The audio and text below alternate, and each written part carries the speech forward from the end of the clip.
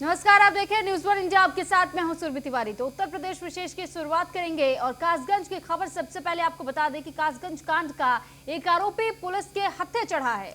तो कासगंज कांड में वंचित शातिर अपराधी नवाब गिरफ्तार हो चुका है। मुख्य आरोपी मोती धीमर का सहयोगी नवाब बताया जाता है, तो जिसको अब गिरफ्तार कर लिया गया है। तो मोती धीमर के साथ मिलकर अवैध शराब का धंधा करता था, जिसके बाद से अब इसकी गिरफ्तारी कर ली है। वहीं मोती धीमर जो मुख्य आरोपी बताया जा रहा है वो अब भी फरार चल रहा है। उसकी तलाश लगातार पुलिस की तरफ से की जा रही है। मुख्य आरोपी मोती धीमर का करीबी आरोपी बताया जा रहा था नवाब, जिसको अब गिरफ्तार कर लिया गया है। तो कासगंज कांड में वांछित शातिर अपराधी नवाब गिरफ्तार हो चुका है और मुख्य आरोपी मोती धीमर का सहयोगी बताया जाता है नवाब।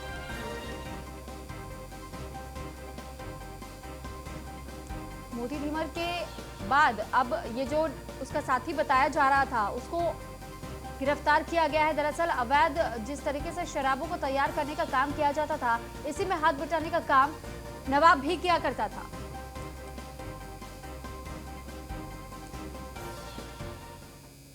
तो पंडित दीनदयाल उपाध्याय का निर्वाण दिवस आज मनाया जा रहा है। सीएम योगी ने पंडित दीनदयाल उपाध्याय को नमन किया है। प्रदेश अध्यक्ष स्वतंत्र देव सिंह कार्यक्रम में मौजूद रहे। मां भारती के सच्चे सपूत को नमन किया है सीएम योगी आदित्यनाथ ने। तो समाज के सभी तबके के लोगों के लिए काम कर रहे हैं। देश में सभी वर्ग के लोग सरकार की योजना से लाभान्वित हुए हैं। पंडित दीनदयाल उपाध्याय के विचार से सभी का सर्वांगीण विकास हो रहा है। कोरोना काल में बीजेपी के एक एक कार्यकर्ता ने डटकर सहयोग किया है। सीएम योगी ने जिस दौरान संवाद यहां किया था लोगों से, उसी दौरान उन्होंने आज पंडित दीनदयाल उपाध्याय को याद किया और उसके बाद उन्होंने उनके द्वारा किए गए कार्यों का भी जिक्र किया। साथ ही उनका जो व्यक्तित्व था उसको लेकर भी उन्होंने तमाम बातें कही। तो पंडित दीनदयाल उपाध्याय का निर्वाण दिवस आज जो मनाया जा रहा है, तो पुण्यतिथि के दिन पर आज उन्हें याद किया गया। निर्वाण दिवस पर पुष्पांजलि कार्यक्रम का आयोजन किया गया। इस आयोजन में सीएम योगी ने पंडित दीनदयाल उपाध्याय को नमन किया। प्रदेश अध्यक्ष स्वतंत्र देव सिंह कार्यक्रम में मौजूद रहे थे।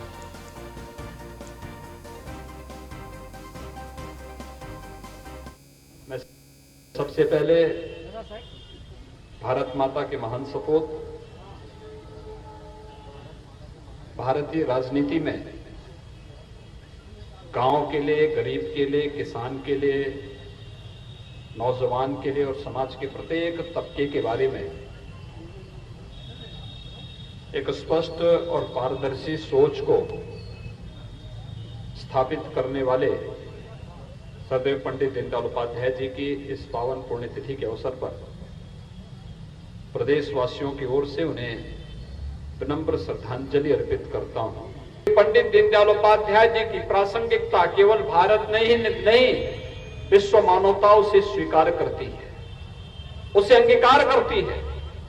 हर एक फील्ड में आज अगर भारतीय जनता पार्टी की स्वीकार्यता बनी है और भारतीय जनता पार्टी दुनिया के सबसे बड़े राजनीतिक दल के रूप में उभरा है, तो अपनी स्पष्टवादिता के कारण, अपने कैडर बेस्ड कार्यकर्ताओं के बल पर और साथ साथ अपने नेतृत्व की एक स्वच्छ शुद्ध छवि के साथ साथ अपनी स्पष्ट विचारधारा और बिना भेदभाव के शासन की योजनाओं को हर एक नागरिक तक पहुंचाने के लिए आज पंडित दीनदयाल उपाध्याय जी हमारे बीच में नहीं।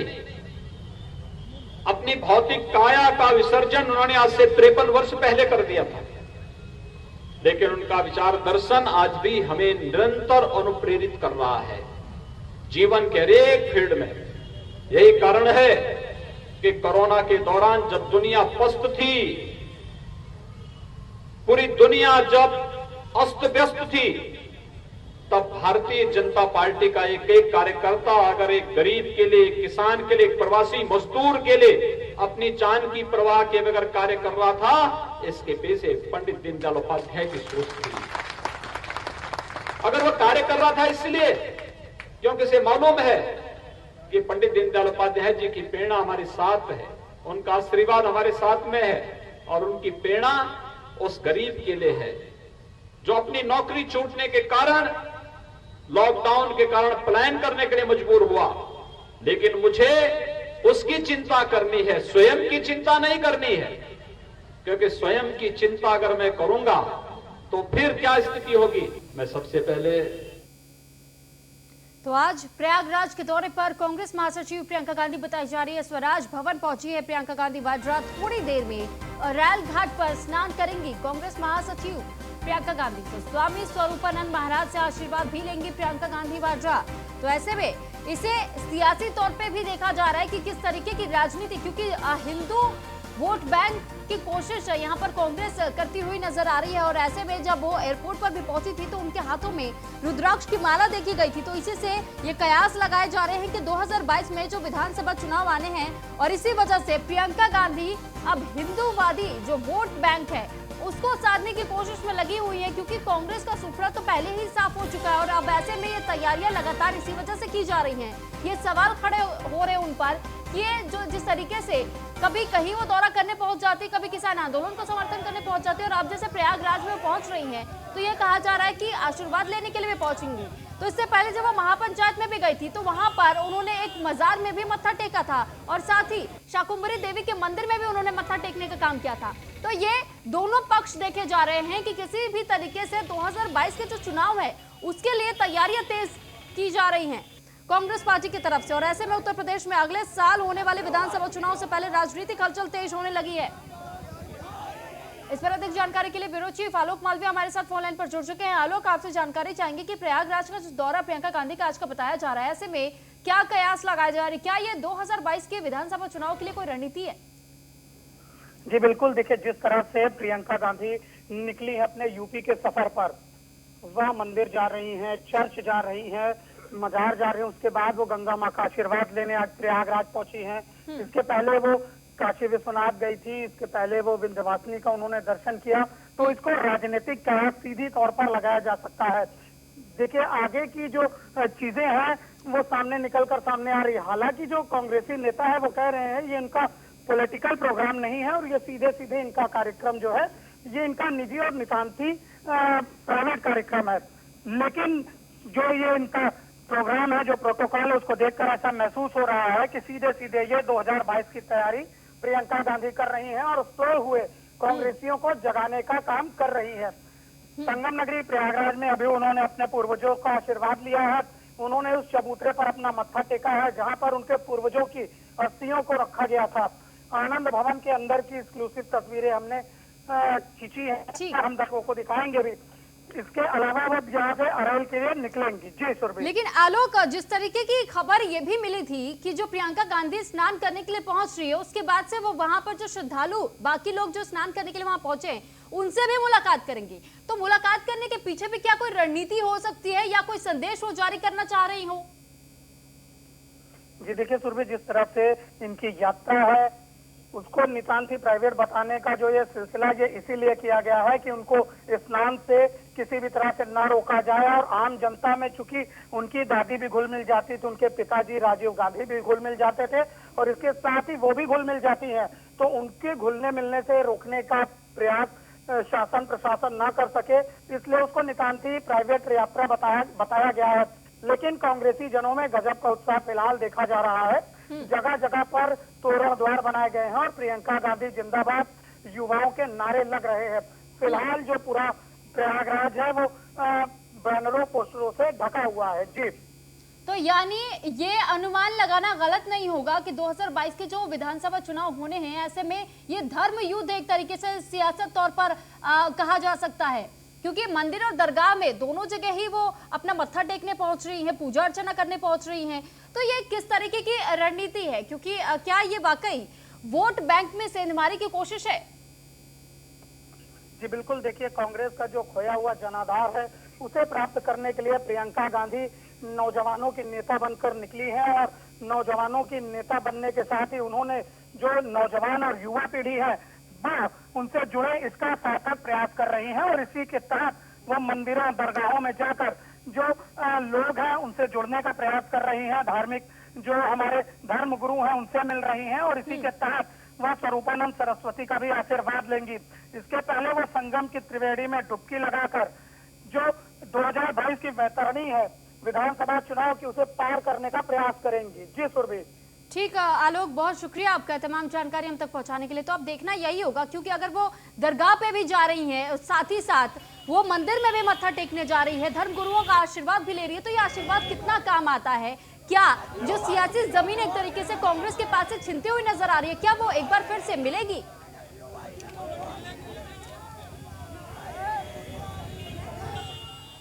तो वहीं लखनऊ में फ्रंटलाइन वॉरियर्स को लगा टीका, कोरोना का टीका। तो मेदांता अस्पताल में एडीजी एलो को कोरोना का टीका लगाया गया। एडीजी एलो प्रशांत कुमार को कोरोना का टीका लगाया गया। और इससे पहले भी जिस तरीके से भारत ने एक नया रिकॉर्ड अपने नाम कराया था, दरअसल 21 दिनों में 5 मिलियन लोगों को भारत में कोरोना की वैक्सीन अब तक दी जा चुकी है। और ऐसे में जो फ्रंटलाइन वर्कर्स है, उन्हें खासतौर पर पहले और दूसरे चरण में फ्रंटलाइन वर्कर्स को टीका लगाया जा रहा है। ऐसे में एडीजी एलो को आज मेदांता अस्पताल में टीका लगाया गया है। लखनऊ के एडीजी एलो प्रशांत कुमार को कोरोना का टीका लगाया गया है। तो ये वो वीडियो हम आपको दिखा रहे हैं जिस वक्त ADG yellow Prashant Kumar corona का टीका लगवा रहे थे। तो फ्रंटलाइन वर्कर्स जो बताए जा रहे हैं, फ्रंटलाइन वर्कर्स को टीका लगाने का काम किया जा रहा है। और इसी के तहत भारत में तेजी से कोरोना वैक्सीनेशन की प्रक्रिया चलाई जा रही है। 21 दिनों में 5 मिलियन लोगों को अब तक कोरोना का टीका लगाया जा चुका है। तो कोरोना के खिलाफ भारत ने नया मुकाम हासिल किया है, नया रिकॉर्ड है। कोरोना वैक्सीन के मामले में भारत दुनिया भर में सबसे आगे निकल चुका है। भारत में अब तक 50 लाख से अधिक लोगों को कोरोना का टीका लगाया जा चुका है। ऐसे में लखनऊ की एक खबर आपको बता रहे, जहां पर एडीजी एलो प्रशांत कुमार को आज कोरोना का टीका लगाया गया है। तो फ्रंटलाइन वर्कर्स को लगातार लखनऊ में ये टीकाकरण अभियान जो चलाया जा रहा है, उसके तहत टीकाकरण की प्रक्रिया जारी है। और ऐसे में एडीजी एलो को आज टीका लगाया गया है।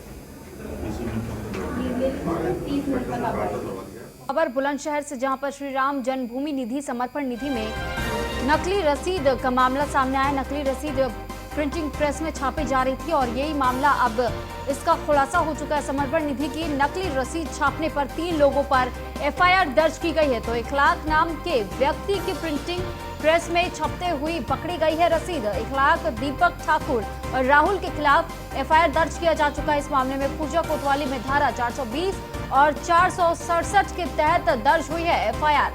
तो पूजा कोतवाली में और पुलिस फरार नामजद आरोपियों की तलाश में लगातार जुटी हुई है। श्री राम जन्मभूमि निधि समर्पण के तहत ही फर्जी रसीद छापने की ये जानकारी मिली थी, जिसके बाद से 3 लोगों के खिलाफ एफआईआर दर्ज किया जा चुका है। 1,00,000 नाम के व्यक्ति की प्रिंटिंग प्रेस में छपते थे नकली रसीद। 1,00,000 दीपक ठाकुर और राहुल के खिलाफ अब तक एफआईआर दर्ज किया जा चुका है। खुर्जा कोतवाली में धारा 420 और 467 के तहत एफआईआर दर्ज की गई है। खुर्जा कोतवाली पुलिस फरार नामजद आरोपियों की तलाश में जुटी हुई है। तो ये जानकारी आपको बता रहे बुलंदशहर की।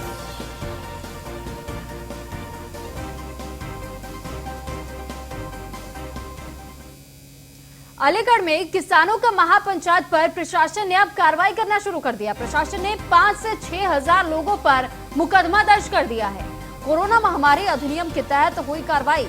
तो 9 फरवरी को महापंचायत को लेकर मुकदमा दर्ज हुआ था। इगलास के थाना गोंडा इलाके में महापंचायत बुलाई गई थी। तो दरअसल कोरोना गाइडलाइंस के तहत इस मुकदमे को दर्ज किया गया है और ये आरोप एक तरीके से किसानों पर लगाया गया है कि वो गाइडलाइंस का उल्लंघन करते हुए पाए गए थे। इसी वजह से ये मुकदमा इनके ऊपर दर्ज किया गया है। तो अलीगढ़ में किसानों की महापंचायत का आयोजन किया गया था, तो इस पर प्रशासन ने कार्रवाई कर दी है। प्रशासन ने 5 से 6 हजार लोगों पर मुकदमा दर्ज किया है। तो ये आंकड़ा कम नहीं है, ये जो संख्या बताई जा रही है 5 से 6 हजार ऐसे लोग हैं जिन पर मुकदमा दर्ज किया है प्रशासन ने। तो कोरोना महामारी अधिनियम के तहत ही ये कार्रवाई की गई है। पुलिस प्रशासन की तरफ से 9 फरवरी को महापंचायत का आयोजन हुआ था और इसी के तहत ये मुकदमा भी दर्ज किया गया है। इगलास के थाना गोंडा इलाके में महापंचायत बुलाई गई थी। किसान आंदोलन के समर्थन के लिए महापंचायतें अलग अलग जगहों पर बुलाई जा रही है और ऐसे में ये महापंचायत बुलाई गई थी। 9 फरवरी को महापंचायत हुई, जिसके बाद इगलास के थाना गोंडा इलाके में महापंचायत हुई थी और यहीं पर ही किसानों का महापंचायत पर प्रशासन ने कार्रवाई कर दी है। 5 से 6 हजार लोग बताए जा रहे हैं जिन पर मुकदमा दर्ज हुआ है। तो फिरोजाबाद जिले के एसएसपी अजय कुमार शासन के दिशा निर्देशों का पूरी तरह से पालन करते नजर आ रहे हैं। जन सुनवाई को लेकर के एसएसपी बेहद गंभीर हैं। इसी बीच न्यूज 1 इंडिया की एसएसपी कार्यालय पहुंची, तो जहां देखा कि एसएसपी कार्यालय पहुंचने वाले फरियादियों के बैठने के लिए कार्यालय प्रांगण में कई मेज डलवाई गई हैं, जिन पर सम्मान फरियादी बैठते हैं वो अपने कार्यालय चेंबर में अंदर लगे सीसीटीवी कैमरे में फरियादियों को देख लेते हैं। तो फरियादियों के इकट्ठा हो जाने पर एसएसपी अजय कुमार अपने कार्यालय चेंबर से बाहर निकलकर आते हैं और खड़े होकर इन फरियादियों की समस्याएं सुनते हैं।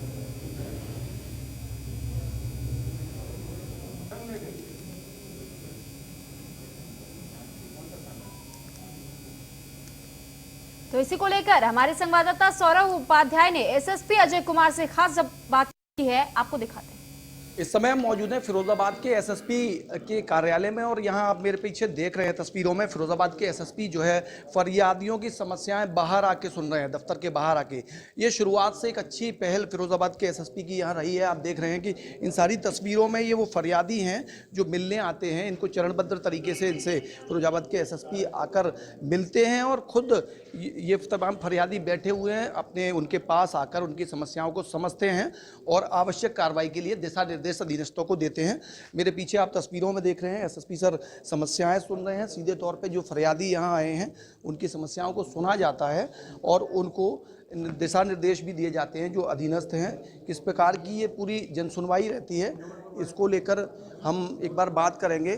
सर, किस तरीके की ये जनसुनवाई आपके द्वारा रहती है और क्या इसका साफ मैसेज है?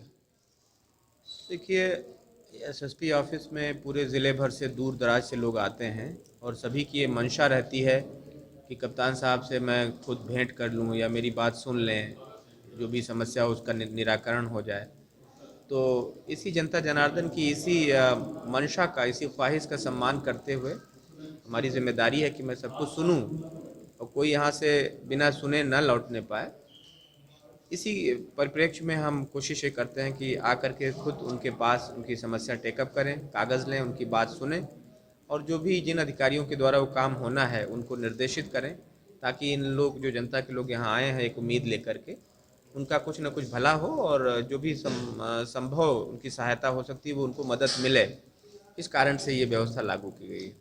तो ये थे फिरोजाबाद के एसएसपी अजय कुमार पांडे, जिन्होंने साफ तौर पे कहा कि सरकार की भी मंशा है कि जो फरियादी हैं उनका सम्मान हो और इसी क्रम में वो भी अपने ऑफिस में दफ्तर में बैठ के आप देख रहे हैं कि फरियादियों की समस्या के लिए खुद आते हैं। ये टेबलें बिछाई गई हैं जिन पर जो फरियादी हैं बैठते हैं, इंतज़ार करते हैं और सीसीटीवी कैमरे में देखने के बाद कि पर्याप्त मात्रा में फरियादी है, एसएसपी सर खुद बाहर निकल के आते हैं और तमाम फरियादियों की समस्या सुनकर अधीनस्थों को दिशा निर्देश देते हैं। सहयोगी अर्चित शर्मा के साथ सौरभ उपाध्याय, न्यूज़ 1 इंडिया, फिरोजाबाद। इस समय और अब खबर चित्रकूट से, जहां पर भगवान राम की तपोभूमि में उमड़ा आस्था का जन सैलाब। माघ मास की मौनी अमावस्या को लेकर के जन सैलाब उमड़ पड़ा। श्रद्धालुओं ने मंदाकिनी नदी रामघाट में डुबकी लगाई है। तो श्रद्धालुओं ने भगवान कामतानाथ के दर्शन भी किए और कामतगिरी पर्वत के पंचकोशीय परिक्रमा लगा रहे हैं श्रद्धालु। तो ये जन सैलाब श्रद्धालुओं का उमड़ा चित्रकूट में और चित्रकूट की ये सीधी तस्वीरें भी हम आपको दिखा रहे हैं जहां पर श्रद्धालुओं ने आस्था की डुबकी लगाई है। दरअसल आज मौनी अमावस्या है और ऐसे में श्रद्धालुओं की भीड़ अलग अलग जगहों पर ऐसे देखी जा रही है जहां पर जैसे हम बात करें अगर गंगा नदी की, तो गंगा नदी के तट पर खास तौर पर श्रद्धालुओं की भीड़ आज के दिन में देखी जाती है, क्योंकि आज का जो स्नान है उसे बेहद अहम माना जाता है। खास तौर पर आज के दिन यानी मौनी अमावस्या के दिन पर पितरों को याद किया जाता है उनका आशीर्वाद प्राप्त करने के लिए। और ऐसे में जो कामतानाथ मंदिर बताया जा रहा है, यहाँ पर चित्रकूट में कामतानाथ मंदिर है, यहाँ पर श्रद्धालुओं की भारी भीड़ देखने को मिली है। और ये श्रद्धालुओं की तस्वीर भी हम आपको दिखा रहे हैं चित्रकूट में, जहाँ पर श्रद्धालु आस्था की डुबकी लगाने के लिए पहुंचे हुए हैं। तो चित्रकूट में भगवान राम की तपोभूमि में उमड़ा है आस्था का जन सैलाब।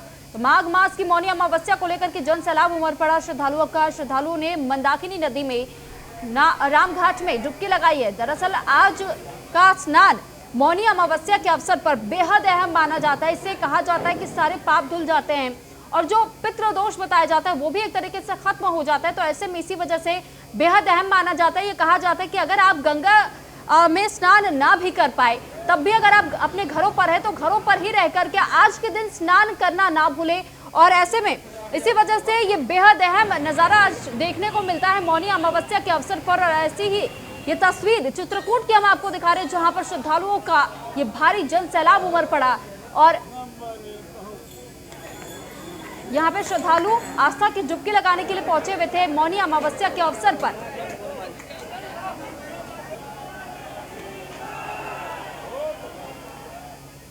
तो तो वहीं लखनऊ में प्रदेश में विरासत अभियान की शुरुआत सीएम योगी आदित्यनाथ की तरफ से की गई। अब तक 6,98,946 आवेदन पत्र ऑनलाइन दर्ज किए जा चुके हैं। अभियान में 6,61,022 आवेदन पत्र अब तक निस्तारित किए गए हैं। विरासत के लिए ऑनलाइन ऑफलाइन आवेदन की सुविधा प्रदेश में विरासत अभियान 15 फरवरी 2021 तक चलाया जाएगा। तो ऐसे में ये जो विरासत अभियान शुरुआत हुई थी, तो उत्तर प्रदेश में जमीन के झगड़ों को खत्म करने के लिए मुख्यमंत्री योगी आदित्यनाथ ने निर्देश पर विरासत अभियान की शुरुआत की थी। तो उत्तर प्रदेश में बिना किसी विवाद के उत्तराधिकारी को खैतानियों में दर्ज कराने के लिए सभी ग्राम सभाओं में इस अभियान की शुरुआत की गई है। तो फिलहाल उत्तर प्रदेश विशेष में इतना ही। आप बने रहिए न्यूज़ 1 इंडिया के साथ। नमस्कार।